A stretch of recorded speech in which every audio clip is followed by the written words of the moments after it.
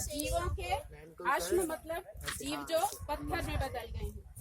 तो जीव जो कई करोड़ों वर्षों से पृथ्वी की सतह में दबे हैं और वो कई कारणों से सुरक्षित हो गए हैं, खनिज कणों के भर जाने के कारण या फिर अन्य कारणों से वो सुरक्षित हैं और पत्थरों में बदल गए हैं, तो उन्हें जीवाश्म कहते हैं, है ना।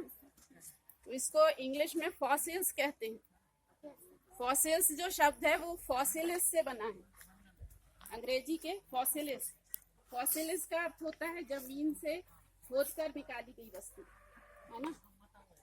जीवाश्म और जीव और अश्म का अर्थ होता है, अश्म मतलब पत्थर या पर्वत, जीव मतलब जो जीव पत्थर या पर्वत, पत्थरों के टुकड़ों में बदल गए हैं क्योंकि वो करोड़ों वर्षों से पृथ्वी के अंदर दबे हुए हैं और कुछ कारणों से वो सुरक्षित हो गए, है ना।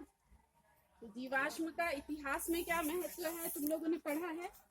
प्रागैतिहासिक काल का इतिहास जानने का ये मुख्य स्रोत है ना, क्योंकि प्रागैतिहासिक काल में जब मनुष्य का आदि काल था वो प्रारंभिक अवस्था थी मानव जीवन की। यहाँ के हालांकि जो जीवाश्म है वो मानव जीवन जब शुरू नहीं हुआ था तब के हैं, लेकिन प्रागैतिहासिक काल का इतिहास जानने के ये बाद के जो जीवाश्म हैं वो महत्वपूर्ण स्रोत होते हैं। क्यों उस समय का महत्वपूर्ण स्रोत क्यों है, क्योंकि उस समय मनुष्य की आदिकाल की अवस्था थी, उसने पढ़ना लिखना नहीं सीखा था, उस समय का हमें साहित्य भी नहीं मिलता है ना। और चीज़ें जो हैं जैसे मनुष्य के अस्थि पंजर हैं ये भी जीवाश्म में आते हैं।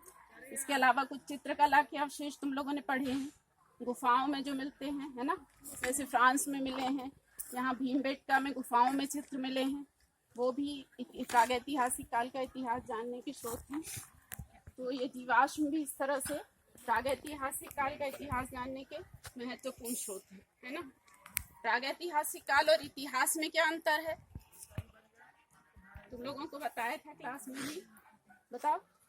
प्रागैतिहासिक काल में लिखित साक्ष्य नहीं मिलते, जबकि हाँ, प्रागैतिहासिक काल किसको कहते हैं, इतिहास से भी पुराना काल जिसमें मनुष्य ने पढ़ना लिखना नहीं सीखा था, इसीलिए उस समय के लिखित साक्ष्य हमें नहीं मिलते हैं।